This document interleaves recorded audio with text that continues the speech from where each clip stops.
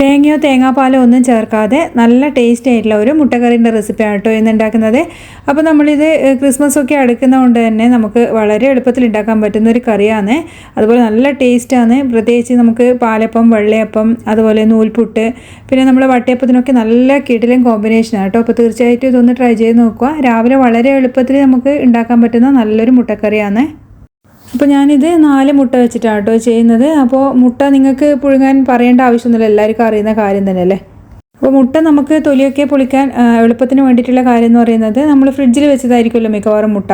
അപ്പോൾ അത് ഏകദേശം ഒരു അരമണിക്കൂർ 1 മണിക്കൂർ മുന്നേ ഒന്ന് പുറത്തെടുത്ത് വെച്ച് അതിൻ്റെ ആ ഒരു തണുപ്പൊക്കെ മാറിയതിന് ശേഷം വേണം കേട്ടോ നമ്മളിതൊന്ന് പുഴുങ്ങിയെടുക്കാൻ. നല്ല ഹൈ ഫ്ലെയിമിൽ ഉപ്പ് ഒക്കെ ഇട്ടതിന് ശേഷമാണ് പുഴുങ്ങിയെടുക്കുന്നത്. ഉപ്പിട്ട് കഴിഞ്ഞാൽ പെട്ടെന്ന് നമുക്ക് തോട് പൊളിക്കാൻ കിട്ടും. അപ്പോൾ 10 മിനിറ്റിന് ഹൈ ഫ്ലെയിമിൽ നമ്മൾ വേവിച്ചെടുത്തതിന് ശേഷം പെട്ടെന്ന് തന്നെ തണുത്ത വെള്ളത്തിലേക്ക് ഇതൊന്ന് മാറ്റിയെടുക്കണേ.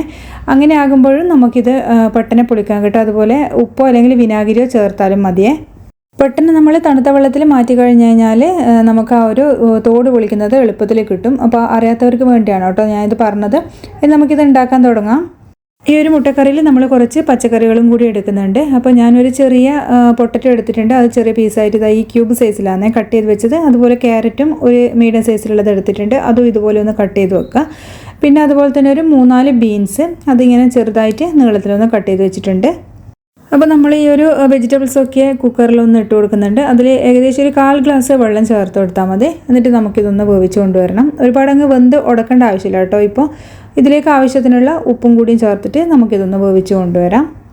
പിന്നെ നമുക്കിതിലേക്ക് ആവശ്യമായിട്ടുള്ളത് ഒരു 5-6 പച്ചമുളകാണ്. അപ്പോൾ പച്ചമുളക് എത്രത്തോളം എടുക്കുന്നോ അത്രയും ടേസ്റ്റ് ആയിരിക്കും കേട്ടോ നമ്മൾ ഈ കറിക്ക്.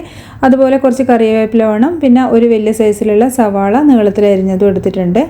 പിന്നെ ഒരു ചെറിയ കഷ്ണം ഇഞ്ചി ചെറുതായി അരിഞ്ഞതും, പിന്നെ ഒരു 3-4 വെളുത്തുള്ളിയും നമ്മൾ അരിഞ്ഞു വെച്ചിട്ടുണ്ട്. പിന്നെ നമുക്ക് ആവശ്യമായിട്ടുള്ളത് ഒരു 5-10 കശുവണ്ടി പരിപ്പാണ്. അപ്പോൾ അത് നമ്മൾ ചൂടുവെള്ളത്തിൽ ഒരു 10 മിനിറ്റ് ഒന്ന് കുതിർത്ത് വെക്കണം. അപ്പോൾ ഇത്രയും നമ്മൾ ആദ്യം ഒന്ന് തയ്യാറാക്കി കഴിഞ്ഞ് കഴിഞ്ഞാൽ പിന്നെ നമുക്കിനി പെട്ടെന്ന് തന്നെ കറി ഉണ്ടാക്കാൻ തുടങ്ങാം. അപ്പോൾ ഞാനിതൊരു മൺചട്ടിയിലാണ് കേട്ടോ ഉണ്ടാക്കുന്നത്. അപ്പോൾ ചട്ടി ചൂടാകുമ്പോൾ ഇതിലേക്ക് കുറച്ച് വെളിച്ചെണ്ണ ഒഴിച്ചു കൊടുക്കുക. അപ്പോൾ വെളിച്ചെണ്ണ തന്നെ എടുക്കുക, എന്നാൽ മാത്രമേ ഇതിന് നല്ല ടേസ്റ്റ് ഉണ്ടാവുള്ളൂ. അതുപോലെ തന്നെ വെളിച്ചെണ്ണ 2 ടേബിൾ സ്പൂൺ എടുത്തിട്ടുണ്ട്. ഇനിയിപ്പോൾ നമ്മളതൊന്ന് ചൂടായി വരുന്ന സമയത്ത് നേരത്തെ അരിഞ്ഞ് വെച്ച നമ്മുടെ കറിവേപ്പില, അതുപോലെ പിന്നെ വെളുത്തുള്ളി, ഇഞ്ചി, പച്ചമുളകും ഒക്കെ ചേർത്ത് കൊടുക്കുന്നുണ്ട്. എന്നിട്ട് അതൊന്ന് വഴറ്റിയെടുത്ത ഒരു പച്ചമണം മാറി വരുന്ന സമയത്താണ് നമ്മളിതിലേക്ക് സവാള ചേർത്ത് കൊടുക്കുന്നത്.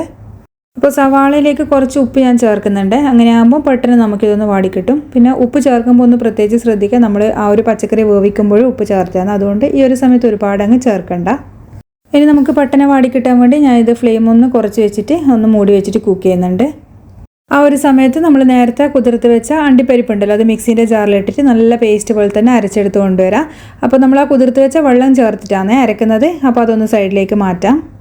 അതുപോലെ തന്നെ ഈ ഒരു സവാള നമ്മൾ വഴറ്റുന്നത് അത് തുറന്നു നോക്കാൻ മറക്കരുത്. ഇടയ്ക്ക് ഒന്ന് ഇളക്കി കൊടുക്കുക, അല്ലെങ്കിൽ അടിക്ക് പിടിക്കാൻ ചാൻസ് ഉണ്ട്. അപ്പോൾ ഈ ഒരു സമയത്ത് നമുക്ക് ആ ഒരു പച്ചക്കറിയും കൂടി ഒന്ന് വെന്ത് കിട്ടിയിട്ടുണ്ട്.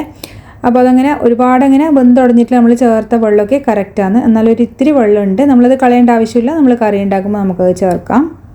പിന്നെ അതുപോലെ തന്നെ കുറച്ച് കഷ്ണങ്ങൾ ഇങ്ങനെ ഉടച്ചു കൊടുക്കുന്നുണ്ട്. എന്നാലും കുറച്ച് കഷ്ണങ്ങൾ അങ്ങനെ കാണാൻ കിടക്കുകയും വേണം. അതുപോലെയാണ് നമ്മളിത് ചെയ്തെടുക്കുന്നത്. അപ്പോൾ ഈ ഒരു സമയം നമ്മൾ സവാള ഇത് അത്യാവശ്യത്തിന് വഴന്ന് കിട്ടിയിട്ടുണ്ട്. ഒരുപാടങ്ങ് വെന്ത് ഉടയേണ്ട ആവശ്യമൊന്നുമില്ല കേട്ടോ. അപ്പോൾ ഇത് ഇടയ്ക്ക് ഒന്ന് ഇളക്കി കൊടുക്കുക. അതുപോലെ തന്നെ പച്ചമുളക് എത്രത്തോളം ചേർക്കാൻ പറ്റുന്നോ അത്രയും ചേർക്കുക. അപ്പോൾ കുട്ടികൾക്കൊക്കെ കൊടുക്കുമ്പോൾ ഒന്ന് സൂക്ഷിക്കുക, അത്രയേ ഉള്ളൂ. പക്ഷേങ്കിൽ ഈ ഒരു കറിക്ക് പച്ചമുളകിൻ്റെ ആ ഒരു ടേസ്റ്റാണ് കേട്ടോ മുൻപന്തിയിൽ നിൽക്കുന്നത്. അപ്പോൾ ഇത്രയും മതിയാകും നമ്മളെ സവാള ഒന്ന് വെന്തത്. അപ്പോൾ ഈ ഒരു സമയത്തും ഫ്ലെയിം കുറച്ച് വെച്ചിട്ട് തന്നെയാണുള്ളത്. ഇനിയിപ്പോൾ നമുക്ക് നേരത്തെ വേവിച്ചുകൊണ്ടുവന്ന പച്ചക്കറി ഉണ്ടല്ലോ, അത് ഇതിലേക്ക് അങ്ങ് ചേർത്ത് കൊടുക്കാം. വെള്ളം ഉണ്ടെങ്കിൽ അതോടുകൂടി തന്നെയാണ് ചേർത്ത് കൊടുക്കുന്നത്. എന്നിട്ട് നമുക്ക് ഈ ഒരു സവാളയായിട്ട് ഒന്ന് നല്ലപോലെ ഒന്ന് യോജിപ്പിച്ചെടുക്കാം. അതുപോലെ തന്നെ ആ കുക്കറിൽ കുറച്ച് വെള്ളം കൂടി ഒഴിച്ചിട്ട് ഞാൻ ഇതിലേക്ക് അങ്ങ് ഒഴിച്ചു കൊടുക്കുന്നുണ്ട്.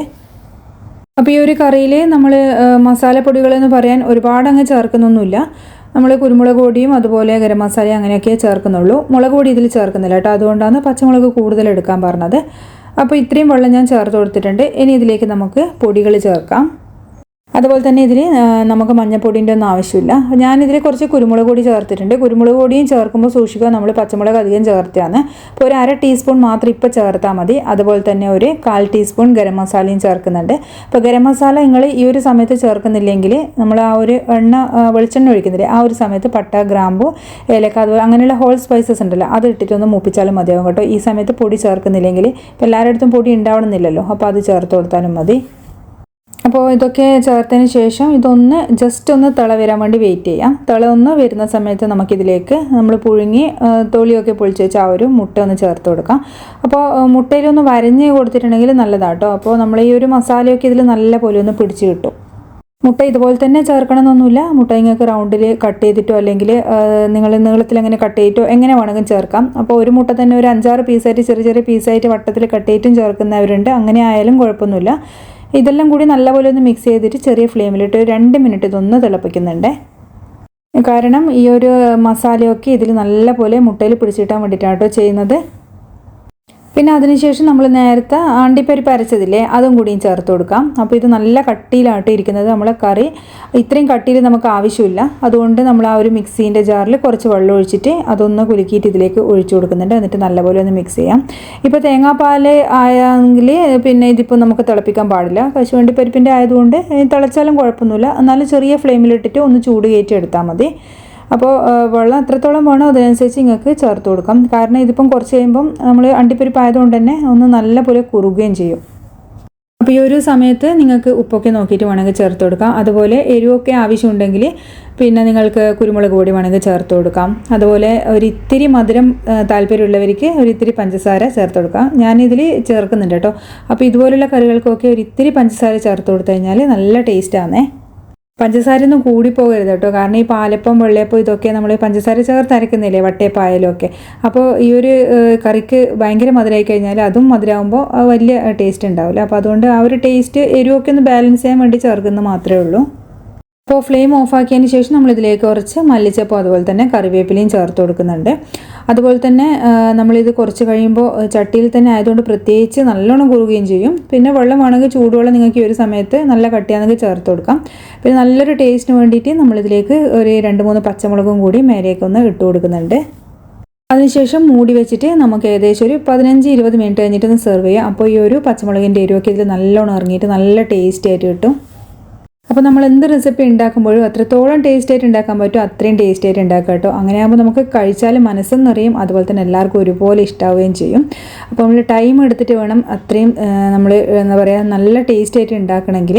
അപ്പോൾ നമുക്ക് ക്ഷമയും വേണം. അങ്ങനെ മാത്രമേ നമുക്ക് ആ ഒരു ഭക്ഷണം നമുക്ക് നല്ല ടേസ്റ്റ് ആയിട്ട് ഉണ്ടാക്കിയെടുക്കാനും പറ്റുള്ളൂ. അപ്പോൾ വീഡിയോ ഇഷ്ടമായാലും നിങ്ങൾ ലൈക്ക് ചെയ്യാനും ഷെയർ ചെയ്യാനും അതുപോലെ സബ്സ്ക്രൈബ് ചെയ്ത് സപ്പോർട്ട് ചെയ്യാനും മറക്കരുത്. അപ്പോൾ ക്രിസ്മസ് ഒക്കെ അടുത്ത് വരികയല്ലേ. അപ്പോൾ എന്തായാലും ഒന്ന് ട്രൈ ചെയ്ത് നോക്കാം കേട്ടോ. ഈ ഒരു മുട്ട സ്റ്റൂന്നോ മുട്ട കുറുമാന്നോ എന്ത് വേണമെങ്കിലും പറയാം. അപ്പോൾ ഒരുപാട് ഇൻഗ്രീഡിയൻസ് ഒന്നും നമുക്കിതിൽ വേണ്ട. നമ്മൾ തക്കാളി അതുപോലെ മുളക് പൊടി ഒന്നും ചേർത്തിട്ടില്ല. അതുപോലെ തന്നെ തയ്യാറാക്കി നോക്കിയിട്ട് ഫീഡ്ബാക്ക് പറയാൻ മറക്കരുത്. അടുത്ത വീഡിയോയിൽ നമുക്ക് വീണ്ടും വേറൊരു റെസിപ്പി ആയിട്ട് കാണാം. താങ്ക്